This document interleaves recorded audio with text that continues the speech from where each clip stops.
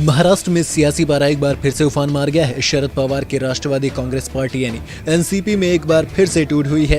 एक बार फिर महाराष्ट्र के नेता प्रतिपक्ष पद से इस्तीफा देकर अजीत पवार शिंदे सरकार में शामिल हो गए हैं। अजीत पवार ने उप मुख्यमंत्री पद की शपथ ली है। दरअसल आज सुबह सबसे पहले एनसीपी नेता अजीत पवार ने अपने समर्थक विधायकों के साथ बैठक की। खास बात यह है कि इस बैठक में एनसीपी की कार्यकारी अध्यक्ष सुप्रिया सुले और प्रफुल्ल पटेल भी शामिल थे। बैठक के बाद अजीत पवार अपने समर्थकों के साथ राजभवन पहुंचे और उन्होंने नेता प्रतिपक्ष पद से इस्तीफा देते हुए अपने समर्थक विधायकों का शिंदे सरकार को समर्थन देने का लेटर महाराष्ट्र के राज्यपाल रमेश बैस को सौंपा। अगर इस बगावत की शुरुआत की बात करें तो कुछ दिनों पहले एनसीपी अध्यक्ष शरद पवार ने अपने पद से इस्तीफा दिया था, लेकिन समर्थकों की मांग पर उन्होंने अपना इस्तीफा वापस ले लिया। बाद में शरद पवार ने अपनी बेटी सुप्रिया सुले और प्रफुल्ल पटेल को एनसीपी का कार्यकारी अध्यक्ष बनाया गया था, जिसके बाद से अजीत पवार अपने चाचा शरद पवार से नाराज नजर आ रहे थे। लेकिन अब उन्होंने बड़ा फैसला लेते हुए नेता प्रतिपक्ष पद से इस्तीफा देकर महाराष्ट्र की शिंदे सरकार को समर्थन दे दिया है, जिसके बाद उन्हें सरकार में उप मुख्यमंत्री बना दिया गया है। अजीत पवार के साथ उनके समर्थक 9 विधायकों को भी मंत्री बनाया गया है। वैसे पहली बार नहीं है जब अजीत पवार ने बगावत की हो। आपको याद होगा कि जब महाराष्ट्र में महाविकास आघाड़ी का गठबंधन हुआ था, उसके बाद से ही वो खुश नहीं थे। 2019 में उन्होंने अचानक से बीजेपी को समर्थन दे दिया था। तब देवेंद्र फडणवीस ने मुख्यमंत्री और अजीत पवार ने उप मुख्यमंत्री पद की शपथ ली थी, लेकिन तब शरद पवार ने इस बगावत को रोक लिया था। उन्होंने 48 घंटे में ही सब विधायकों को एकजुट कर लिया था, जिसके बाद देवेंद्र फडणवीस ने मुख्यमंत्री पद से इस्तीफा दे दिया था।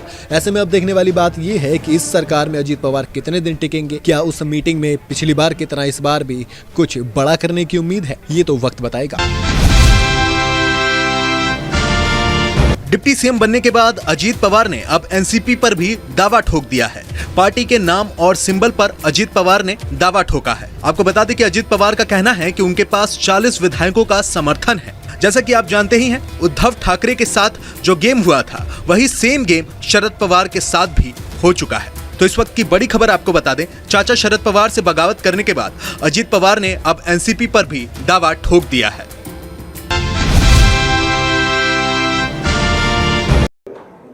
हमें सबको ऐसा लगा कि नरेंद्र मोदी साहब के नेतृत्व में ही लोकसभा हो या आगे वाले चुनाव हो, वो सहयोगी पार्टी के नाते, जैसे हम इससे पहले कांग्रेस के साथ जाते थे, तो बीच में हमने शिवसेना के साथ हम 2.5 साल गए, वैसे अभी आगे विधानसभा हो, लोकसभा हो, लोकल बॉडीज का तो चुनाव वहाँ के डिस्ट्रिक्ट के हमारे कार्यकर्ता सोचेंगे, वहाँ के लीडर सोचेंगे कि क्या करना चाहिए क्या नहीं करना चाहिए।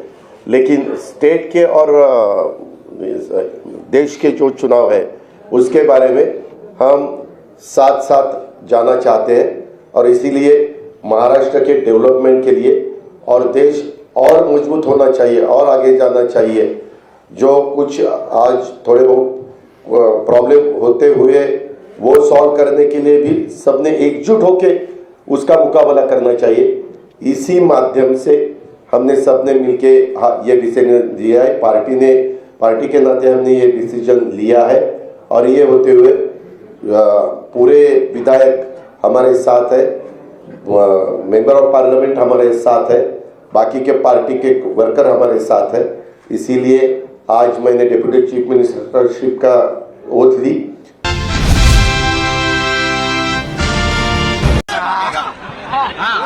मुख्यमंत्री और 2 उप मुख्यमंत्री, ये डबल इंजन वाला सरकार मोदी जी के नेतृत्व में चल रहा था, इसको भी ट्रिपल इंजन मिल गया है। ये अब बुलेट ट्रेन की गति से भागेगा। सीएम साहेब विरोधकांना मोठा धक्का आहे का? विरोधकांना धक्का आहे की शॉक आहे? सर्वांगीण विकास के लिए मैं अजीत पवार और उनके सभी सहयोगी उनका स्वागत करता हूं।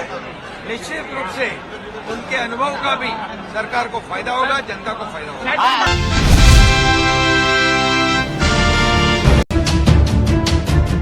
यूसीसी पर जहां कल तक लग रहा था कि विपक्ष बटा हुआ है, महाराष्ट्र में एमवीए गठबंधन में मौजूद कांग्रेस उद्धव गुट और एनसीपी में भी अलग अलग राय देखी जा रही थी।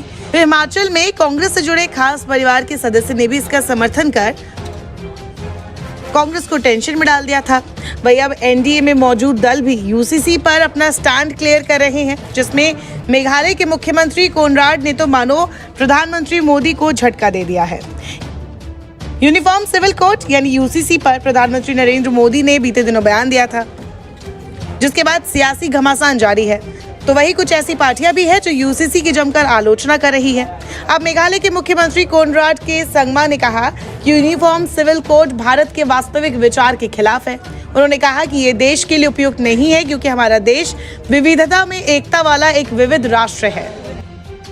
नेशनल पीपल्स पार्टी यानी एनपीपी के अध्यक्ष कोनराड के संगमा ने कहा कि मेघालय की एक अनूठी संस्कृति और समाज है, यहाँ के लोग ऐसे ही रहना चाहेंगे।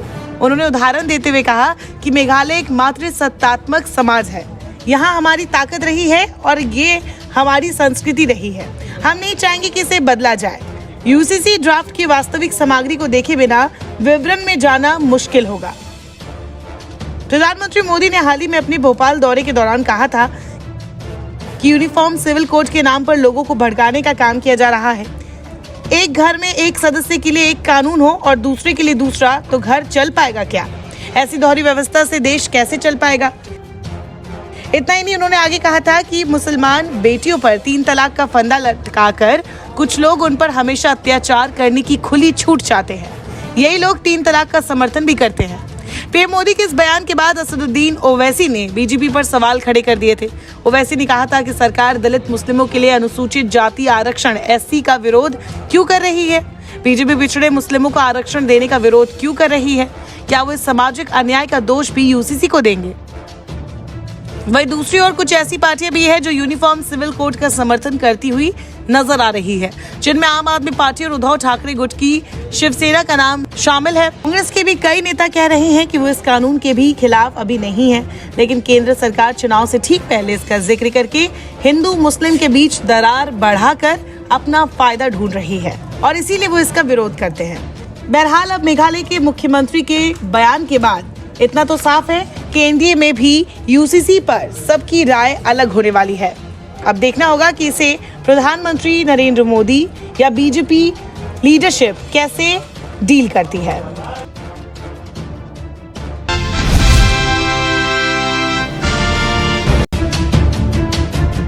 कांग्रेस के पूर्व राष्ट्रीय अध्यक्ष राहुल गांधी ने बीते हफ्ते मोइरांग में राहत शिविरों का दौरा कर हिंसा से पीड़ित लोगों का दुख दर्द जाना। इस दौरान उन्होंने राजभवन पहुंचकर मणिपुर के राज्यपाल अनुसुईया उइके से चर्चा भी की और हिंसाग्रस्त क्षेत्रों का भी हाल जाना। दौरे के दौरान मीडिया से बात करते हुए उन्होंने कहा कि ये घटना न केवल मणिपुर के लिए बल्कि देश के लिए भी अत्यंत दुखद और दर्दनाक है। राहुल गांधी के इस दौरे के दौरान एक खास बात देखने को मिली, वो ये कि राहुल गांधी ने इस पूरे दौरे पर पीएम मोदी और गृह मंत्री अमित शाह के खिलाफ एक शब्द नहीं बोला। भाजपा की तरफ से राहुल के इस दौरे को लेकर चाहे जितने आरोप लगाए गए हों, लेकिन राहुल कुछ नहीं बोले। आपको बता दें कि राहुल गांधी ने मणिपुर में जैसे ही कदम रखा था, वैसे ही बीजेपी की तरफ से उन पर आरोपों की बारिश कर दी गई और उन पर राजनीति करने का आरोप लगा। कई स्टूडेंट्स यूनियंस ने राहुल के दौरे का बॉयकॉट किया, तो वहीं बीजेपी के नेताओं ने उन्हें ट्विटर पर घेरा, लेकिन राहुल इसके जवाब में भी कुछ नहीं बोले। राहुल गांधी के इस रवैये से कांग्रेस नेता खुश हैं और इस दौरे पर कोई विवाद नहीं हुआ। उन्हें भरोसा है कि राहुल की ये सियासी समझ कांग्रेस पार्टी के लिए एक बार फिर से पूर्वोत्तर की सत्ता के द्वार खोलने में मददगार साबित होगी। कांग्रेस पार्टी से जुड़े विश्वसनीय सूत्रों ने बताया कि मणिपुर दौरे पर राहुल गांधी को वहां की हकीकत के बारे में बताया गया है। राहुल ने वहां के लोगों की मूल समस्या को जानने और समझने का प्रयास किया। संभव है कि आने वाले समय में वे मणिपुर को लेकर पार्टी के लिए कोई नई पहल तैयार करें। इसके लिए वे मैतेई, कुकी और नागा समुदाय के लोगों से दिल्ली में मिल सकते हैं। पार्टी सूत्रों का कहना है कि भाजपा चाहे जो भी बयान दे, लेकिन राहुल की सियासी समझ ने कांग्रेस के लिए दोबारा से पूर्वोत्तर का द्वार खोलने की राह प्रशस्त की है। आपको बता दें कि केंद्र में भाजपा के आने से पहले पूर्वोत्तर के ज्यादातर राज्यों में कांग्रेस की सरकार रही। इस साल मिजोरम में चुनाव हुआ, वहीं अगले साल अरुणाचल प्रदेश और सिक्किम में भी चुनाव होने हैं। फिलहाल कांग्रेस इन सभी राज्यों में सत्ता से बाहर है। ऐसे में राहुल की ये चुप्पी कांग्रेस के लिए पूर्वोत्तर की सत्ता के द्वार खोल सकती है।